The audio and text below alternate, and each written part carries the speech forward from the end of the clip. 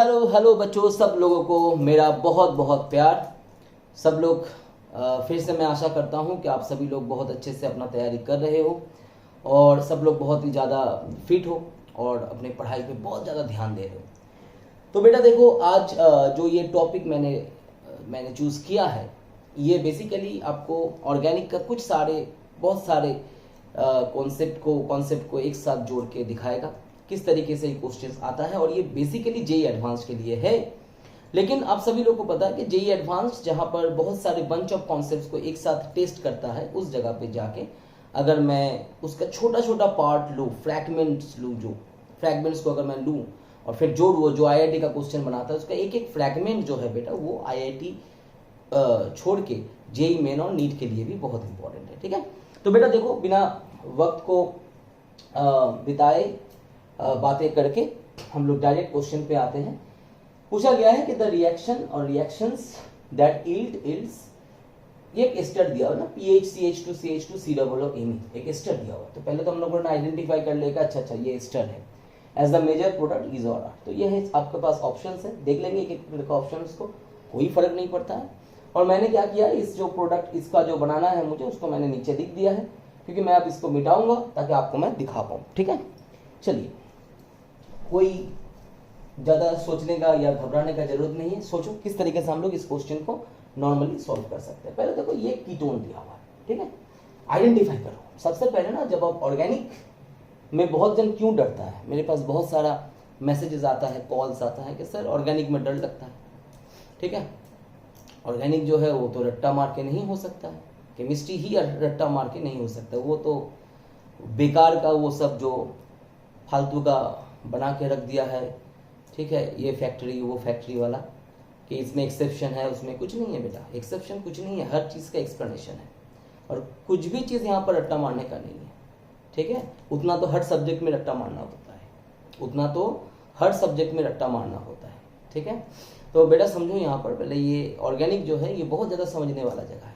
ठीक है, क्या समझने वाला जगह है, किस तरीके का समझने वाला जगह है, वो आप लोग चेक कर लीजिए थोड़ा सा किस तरीके से। देखिए, यहाँ पर एक कीटोन है, पहले सबस्ट्रेट को समझो कि अच्छा कीटोन दिया हुआ, लेकिन उससे भी बड़ा चीज जानते हो, ये एक अल्फा हाइड्रोक्सी कीटोन है, समझ लीजिए। ठीक है, ये एक अल्फा हाइड्रोक्सी कीटोन है और यहाँ पर ना ये Na+OMe जो है, ये बेस का काम करेगा। ठीक है, ये करता तो और भी दो चार चीज हम लोग इसको यूज कर, जैसे ये न्यूक्लियोफाइल का भी काम कर सकता है, इस जगह पे ये बेस का काम करेगा, सीधा सीधी इस बात को मान लीजिए। ठीक है, इसका रीजन क्या है कि देखो, ये अल्फा हाइड्रोक्सी कीटोन है और यहाँ पर एक बेस है और मोटा मोटी बहुत अच्छा बेस ही है, ये खराब बेस नहीं है। तो बेटा यहाँ पर सीधा समझ लो कि यहाँ पर एक रिएक्शन होगा, वो आपको पता होना चाहिए, जो है फेबोर्स्की रीअरेंजमेंट या फेबोर्स्की रिएक्शन, आप समझ लो। तो ये फेबोर्स्की रिएक्शन के ऊपर बना हुआ है। ठीक है सर, अब नेचुरल बात है कि अगर आप फेबोर्स्की नहीं पढ़े हो, थोड़ा सा आपको कष्ट होगा ही, लेकिन फिर भी अगर ऑर्गेनिक का रिएक्शन रिएजेंट के बारे में आपको आइडिया है तो भी बन जाएगा प्रॉब्लम, ऐसा नहीं कि नहीं बनेगा, बन जाएगा।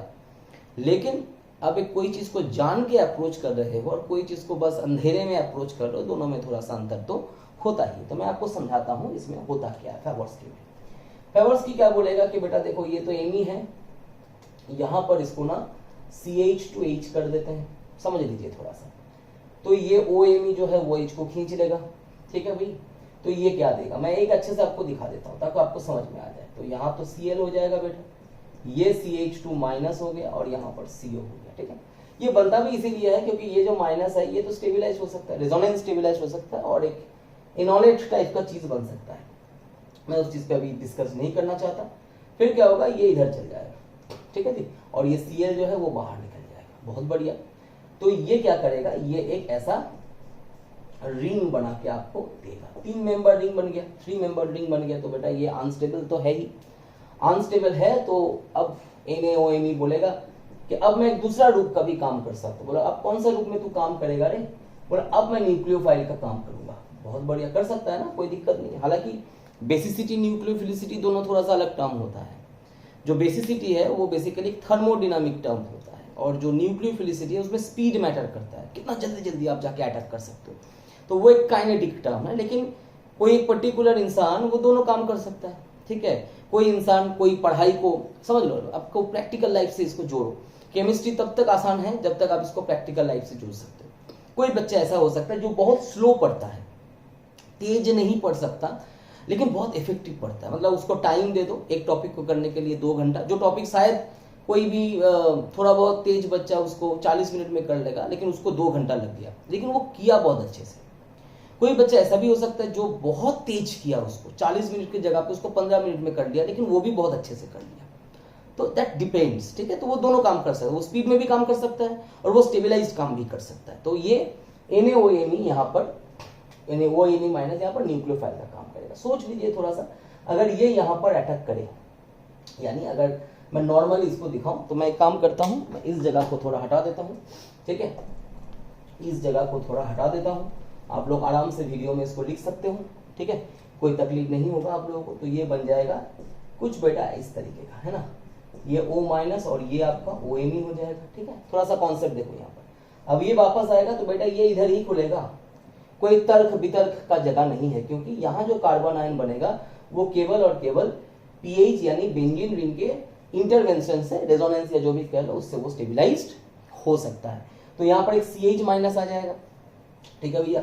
अब देखो प्रॉब्लम कहाँ होता है मैं वो भी आपको समझा देता हूँ, ठीक है। तो ये अब हो जाएगा आपका, क्या बनेगा इसमें, PH CH माइनस CH2 हो जाएगा, COOMe। आप समझ सकते हो कि काम तो मेरा हो गया, देख के लग रहा है। ये CH माइनस को क्या बनाना है मुझे, CH2 बनाना है। तो एक सॉल्वेंट चाहिए मुझे, क्या चाहिए मुझे, सॉल्वेंट चाहिए। अब देखो सॉल्वेंट का क्या दिक्कत है, बहुत जन पूछता है कि सर इसमें कुछ दिया हुआ नहीं है। देखो इसमें कुछ तो रहता ही है सॉल्वेंट, ठीक है। वो ऑर्गेनिक का रूल ही है कि उसको ज्यादा डिफाइन करके लिखता नहीं है, लेकिन आपको समझना चाहिए कि बेटा वो अकेला तो है नहीं, साथ में कोई ना कोई उसका है।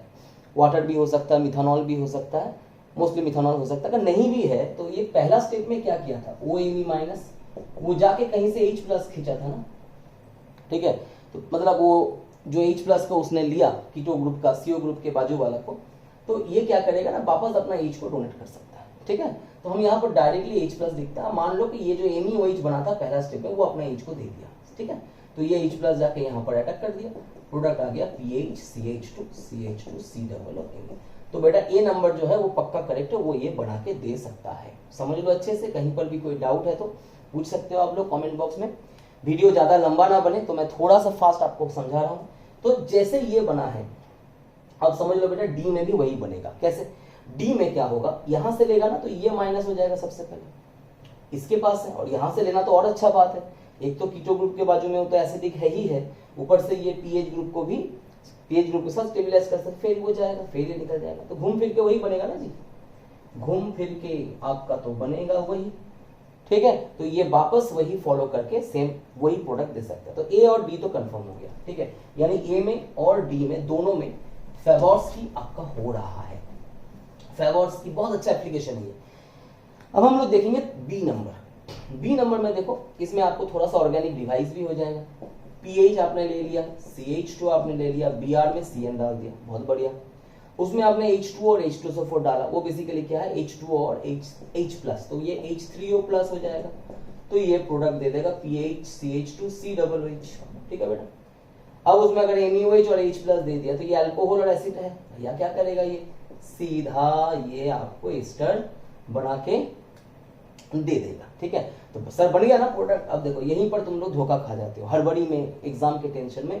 ध्यान से देखो, यहाँ 2 CH2 डाला है, ठीक है। तो जो पेपर बनाते हैं बेटा वो बहुत चालाक होता है, ठीक है। तुम जितना अपने आप को चालाक समझते हो उससे भी बहुत गुना ज्यादा। तो आप समझ लो कि ये आंसर नहीं है, क्योंकि इसमें बन तो रहा है एस्टर, लेकिन वो नहीं जो हमको चाहिए, ठीक है। हटा देते हैं। अब देखो ये जो चीज आप देख लो, तो बी वाला आंसर नहीं होगा, तो बी वाला हटा दिए, ठीक है, बी वाला हटा दिए।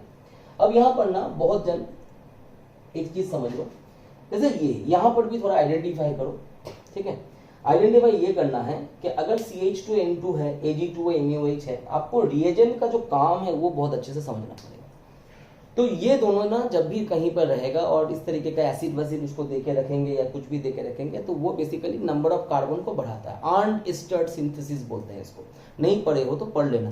एसिड में आप डायरेक्टली नंबर ऑफ कार्बन बढ़ा सकते हो, ठीक है। तो मेनली उसके लिए यूज किया जाता है, ठीक है।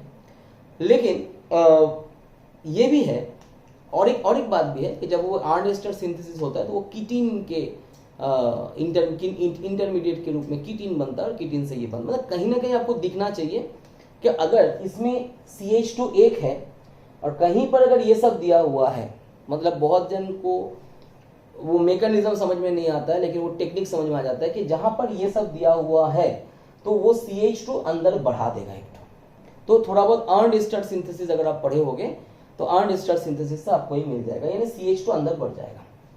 तो बढ़ गया ना, तो ये कोई अंदाजे में भी बोल सकता है कि ये वाला आंसर करेक्ट होगा। तो मैं करके दिखा देता हूं। सबसे पहला वाला स्टेप जो है इसमें COCl होल 2 जो दिया उसका काम कुछ नहीं है बेटा, जैसे SOCl2 होने से जो होता है वही होगा, सीधा इसको COCl में कन्वर्ट कर दो, सीधा इसको COCl में कन्वर्ट कर दो। अब देखो थोड़ा सा, ये जो CH2N2 डायाजोमीथेन है, ये क्या है जी, डायाजोमीथेन है जी, ये क्या है, डायाजोमीथेन है, ठीक है। अब वो क्या करेगा, वो इधर जाएगा, वो यहां करेगा, फिर ये O वापस आएगा तो Cl बाहर, मतलब ये रिवर्सिबल दे दो और ये Cl जो है वो बाहर निकल जाएगा। तो क्या बनाएगा सर, ये बनाएगा PH CH2 CO CH2 N2 दे देते हैं ऐसा, ठीक है। CH2 जब अटैक करेगा तो उसका जो नेगेटिव वाला पार्ट है, क्या मैंने सही लिखा है, मैं चेक कर लो एक बार, कहीं पर गलत है, ये वाला गलत हो गया, सॉरी जी, ये वाला गलत हो गया। एक्चुअली ये ऐसा जाएगा और वो ऐसा जाएगा, अब ये माइनस चार्ज अटैक करेगा, ठीक है बेटा।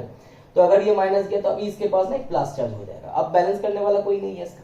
देखो अगर ये इधर गया और ये इधर गया ना, तो क्या हो जाएगा, इस N के पास जो पॉजिटिव है वो तो रह गया और ये अपना माइनस को यहाँ डोनेट कर दिया तो ये N2 प्लस, अब ये बाहर निकल जाएगा, ठीक है जी, ये बाहर निकल जाएगा। तो बेसिकली यहाँ पर ये एक कार्बिन फॉर्म होता है, ठीक है, कार्बिन फॉर्म हो जाएगा। तो कार्बिन जैसे फॉर्म हो जाएगा वो फिर क्या करेगा, यहाँ पर डोनेट करेगा और ये पूरा यहाँ पर घूमेगा।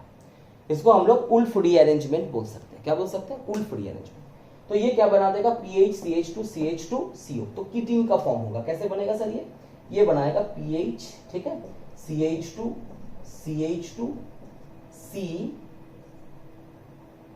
PH CH2, मतलब यहां से H जो है वो भागेगा। मैं वो भी आपको दिखा देता हूं ताकि आपको दिक्कत ना हो। एक सेकंड आपको मैं दिखा देता हूं ताकि आपका कॉन्सेप्ट जो है वो ढीला ना पड़ जाए। तो ये CO हो जाएगा और यहां से ना H को हटाया जाएगा। H को कैसे हटा सकते हो आप, बेस मीडियम है, Ag2O MeOH दिया हुआ है तो वहां पर बेसिक मीडियम का काम करेगा। तो ये बेसिकली ऐसा हो जाएगा, ठीक है, और यहाँ पर N2 प्लस हो जाएगा। अब समझ में आ जाएगा। अब ये निकल गया बाहर तो कार्बिन का फॉर्म होगा यहाँ पर डॉट डॉट, समझ में आ रहा है।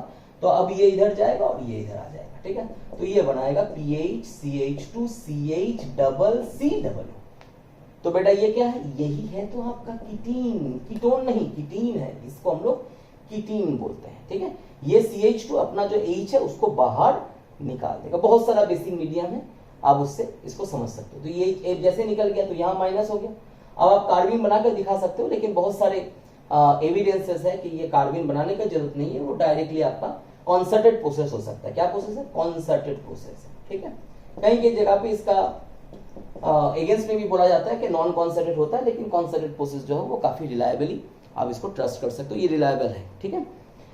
तो बेटा क्या बन गया, PH CH2 C डबल। अब तो भाई बहुत आसान है। अभी Ag2 और MeOH जो आपके पास दिया हुआ है, यानी MEO है ना, MEO माइनस है ना, Ag2O बेसिकली एक बेसिक मीडियम प्रोड्यूस कर रहा है। मतलब Ag2O अगर आप कोई भी प्रोटिक सॉल्वेंट में इसको डाल दो तो बेसिकली क्या करेगा, वो AgOH का फॉर्मेशन कर लेगा।